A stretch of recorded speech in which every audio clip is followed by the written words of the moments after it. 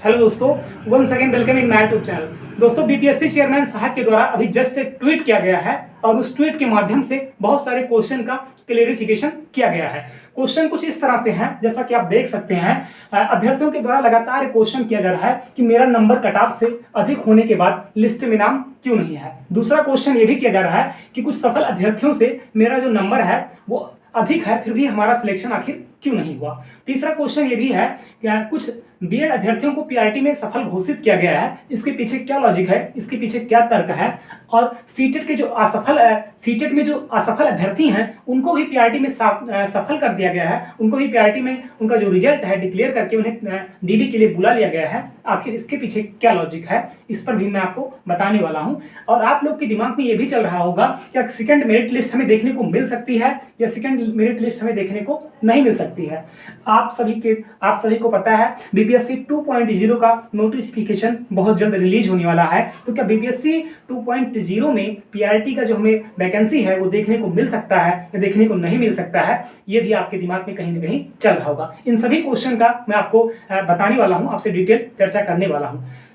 आप सभी लोगों को पता है इसका जो बीपीएससी चेयरमैन साहब के द्वारा जो क्लेरिफिकेशन किया गया है, तो इसमें यही बताया गया है कि कुछ अभ्यर्थी ऐसे भी हैं जो लैंग्वेज के पेपर को सफल नहीं हो पाए हैं, लैंग्वेज के पेपर में सफल नहीं हो पाए हैं, तो इसलिए उनका जो रिजल्ट है वो रिजल्ट उनका जारी नहीं किया गया है।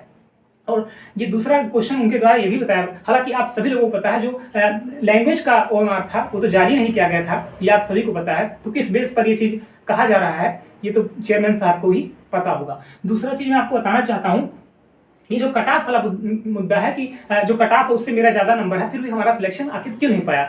तो ये भी आ रहा है कि जो कुछ अभ्यर्थियों के द्वारा जो डॉक्यूमेंट अपलोड किया गया है कुछ गलत तरीके से अपलोड कर दिया गया है, उनका जो डॉक्यूमेंट है वो मैच नहीं कर पाया है, तो डॉक्यूमेंट में कुछ फॉल्ट होने की वजह से उन अभ्यर्थियों को भी बाहर किया गया है। ठीक है, ये चीज हो गया।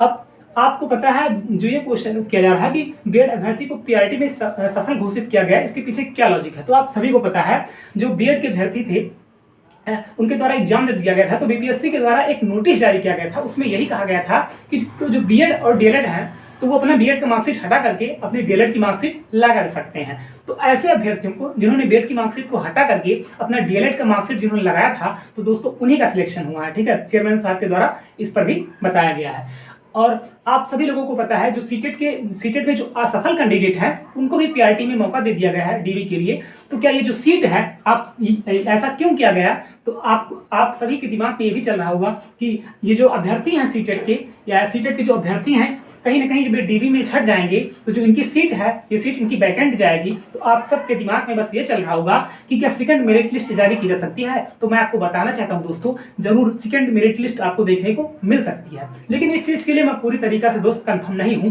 कि जो सेकंड मेरिट लिस्ट है ये देखने को मिल सकती है या देखने को नहीं मिल सकती है। और मैं आपसे ये भी कहना चाहता हूं दोस्त, सेकंड मेरिट लिस्ट के चक्कर में आप लोगों को बिल्कुल भी बैठना नहीं है। आप सेकंड मेरिट लिस्ट का वेट करने से अच्छा है, आप सभी लोगों को पता है बीपीएससी 2.0 का जो नोटिफिकेशन है वो बहुत जल्द रिलीज किया जाने वाला है। मैं आपको फिर से बताना चाहता हूं दोस्त, अगर सेकंड मेरिट लिस्ट आती है तो बहुत अच्छी बात है, क्योंकि आप चीजों को समझते नहीं हैं, तुरंत कमेंट में निगेटिव कमेंट करना स्टार्ट कर देते हैं। मेरा 1% इंटेंशन ऐसा नहीं है कि सेकंड मेरिट लिस्ट न जारी किया जाए। अगर सेकंड मेरिट लिस्ट अगर जारी किया जाता है तो बहुत अच्छी बात होगी, क्योंकि बहुत सारे हमारे ऐसे भाई ऐसे बहन हैं जिनका 1 नंबर से 2 नंबर से नहीं हो पाया है, जिनका 3 नंबर से नहीं हो पाया है, तो उनको एटलीस्ट मौका मिल जाएगा। ठीक है, तो बहुत अच्छी चीज होगी अगर ये चीज जारी किया जाता है, तो बहुत ही अच्छी चीज होगी। ठीक है, इस पर आप क्या सोचते हैं आप जरूर कमेंट करके बताइएगा। और मैं आपको ये भी बताने वाला हूं दोस्त, ये चीज अब क्लियर हो गया है कि बीपीएससी 2.0 का जो नोटिफिकेशन रिलीज किया जाएगा उसमें आपको पीआरटी का वैकेंसी अभी तक उम्मीद नहीं था कि देखने को मिल जाएगा,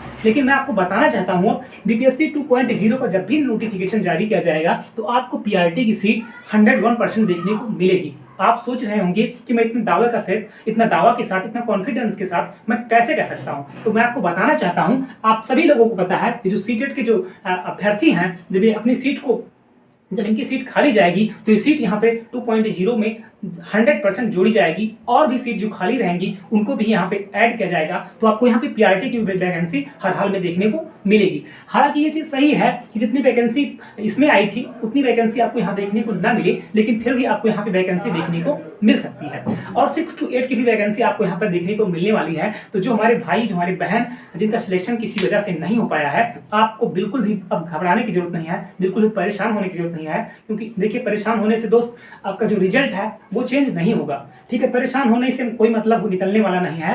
आपको फिर एक जोश, एक जज्बे के साथ में बिल्कुल खड़े हो जाना है और बीपीएससी 2.0 में जो यहाँ पे धब्बा लगा है यहाँ पे छुड़ा देना है। ठीक है, तो आप सभी लोगों को दोस्तों बीपीएससी 2.0 में बहुत अच्छे से जो गलतियां बीपीएससी 1.0 में हुआ है उस गलतियों को यहाँ पे दोहराना नहीं है। पूरे शिद्दत के साथ, पूरे मेहनत के साथ, पूरे जोश और जज्बे के साथ में यहाँ पे लग जाना है और यहाँ पे आज से, अभी से लगना है दोस्त। यहाँ आज अभी से लगना स्टार्ट कर दीजिए।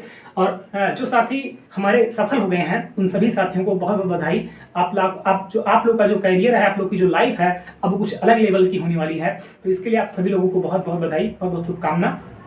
और जो हमारे भाई बहन नहीं हो पाए हैं वो बिल्कुल भी निराश ना हो, क्योंकि अब निराश होने का समय नहीं है दोस्त।